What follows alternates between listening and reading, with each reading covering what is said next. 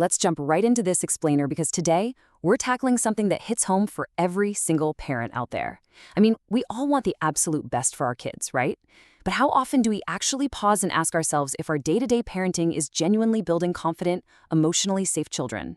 Today we're going to shake things up a bit. I'm talking directly to you, mom and dad, about how we can truly empower our kids to trust themselves. Because, parenting isn't just about handing down rules and enforcing discipline. It's really about nurturing their emotional intelligence and giving their unique personalities the space to completely flourish. So here's a question for you. Are we raising our children to be too obedient? It's kind of a wild thought, isn't it? Society often tells us that a good kid is the one who just smiles and says yes to absolutely everything.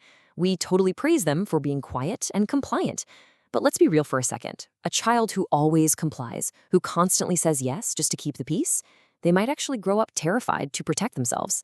Think about it. If they don't feel safe enough to say no at home, in their absolute safest space, how are they ever going to say no out there in the real world? Section 1. Beyond discipline, building personality. Let's look at why setting boundaries is actually a form of protection. We really have to reframe the word no. As parents, it's probably our least favorite word to hear, right? But teaching your child that saying no is totally acceptable acts like a psychological shield. It is literally not about them being rude or defiant. It's 100% about self-preservation. When a kid knows they have the fundamental right to decline something, that single word protects them from toxic peer pressure, from playground bullies, and from some very real emotional harm. A kid who knows their boundaries just simply can't be easily manipulated. Okay, so what does this look like in real life? You literally arm them with exact phrases. Teach them to say, no thank you, or I don't like that, or firmly, please stop. We've got to give them this practical, everyday vocabulary and let them practice it with us. If Aunt Mary wants a giant hug and your kid is just not feeling it, let them say, no thank you. Validating those words early on is a total game changer for their safety. Section 2. Balanced approach, rules, and confidence. Now, it's not all about putting up walls, so let's talk balance. We definitely need to balance this new superpower of saying no with the beauty of saying yes. Because, look, we aren't trying to raise little cynics here. It's super clear what they need to say no to, like bullying and undue pressure. But we also need to explicitly show them what to embrace. We want them enthusiastically saying yes to kindness, yes to mutual respect, helping others, and building really healthy, uplifting friendships.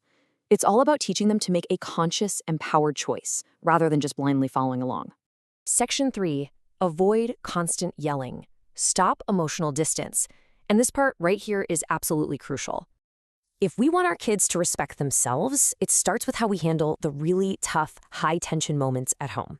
You've got to replace the constant yelling with calm dialogue. I know, much easier said than done when you're frustrated. But here's the science behind it.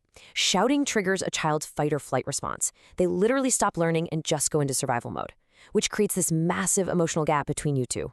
Instead, using a calm, steady voice, even when you're annoyed, pulls them closer.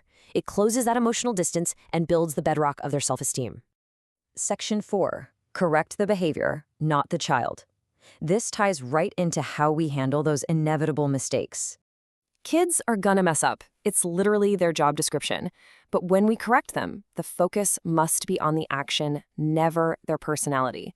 Telling a child, you are a bad kid, is a devastating blow to their self-worth. Scratch that entirely. Instead, say, this action was wrong.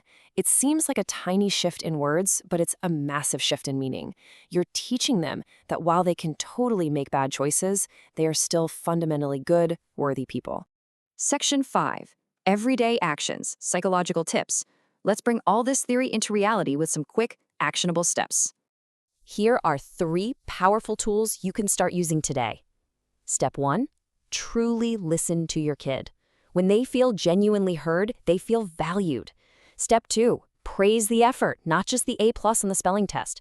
Say something like, I'm so incredibly proud of how hard you worked on that. It builds serious resilience. And step 3. Be the example. Let's face it, kids are little sponges. They learn way more from watching what you do than from what you say. Show them what healthy self-respect looks like in your own life. All of this really boils down to one beautiful truth. A child who feels loved, safe, and deeply understood is going to grow up stronger and infinitely happier. True parenting isn't about running a strict boot camp. It's about building mutual understanding. When you create that emotionally safe haven at home, kids who know their boundaries just naturally blossom into capable, amazing adults. So what is the ultimate takeaway from this explainer? It's simply this.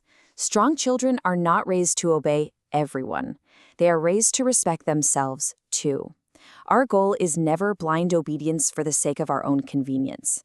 We are raising empowered humans who will carry a deep, unwavering respect for themselves out into the world. So I'll leave you with this to chew on. What is one tiny change you can make tonight to show your child that their voice truly, absolutely matters? Thanks for joining me on this one, and I really hope you give these strategies a try.